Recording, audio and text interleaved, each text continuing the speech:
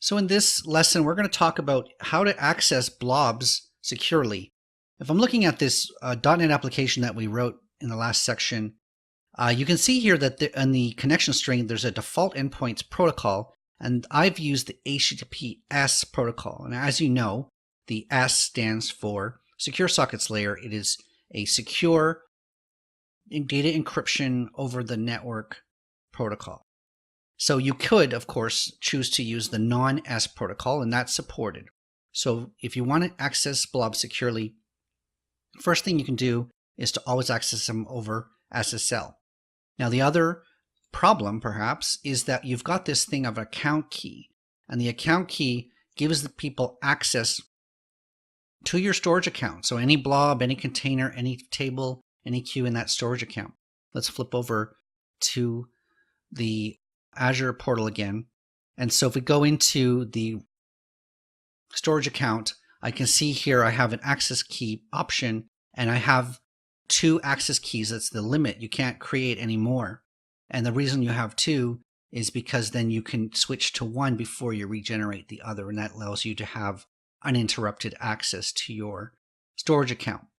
But the obvious problem is these are universal keys to the entire storage account. And so you can't restrict access. And if you've got people, applications, mobile apps or websites or other things that need to access a storage account, you don't want to give away your master key to all these locations. And so Microsoft has this thing called a shared access signature, abbreviated as SAS, which allows you to limit the rights and permissions that a person or application can have against your storage account. And so you can limit them to only the blobs. You can limit them to only specific type of object. You can limit the permissions, whether it's read only or read and write or delete. You can have expiry dates and times or start dates and times.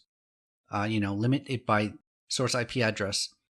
And then the other thing is you can then revoke these permissions. So let's say you create a shared access signature for the mobile app, and then at some point that shared access signature got compromised, or you want to switch over to a new one, then you can revoke this permission. Okay, so this is one of the ways to do secure access to a blob, is to use shared access signatures instead of the access keys. And this is using the URI. You can just put question mark and put the variables in there, and that will give you access to the blob using this. Now, finally, if you really need to secure access, let's say you're going into a particular blob and you want to get down to a particular level, then you may want to write a service, an intermediate service that accesses the blob. And so instead of having applications access the blob directly, instead of in your .NET program having this storage connection string and doing that, if you had a web service that it could call with the right credentials, then you could have more granular programmatic access to that place. If you need to move storage accounts or move, that will handle all that. So doing an intermediate service is also a way to secure access to blobs.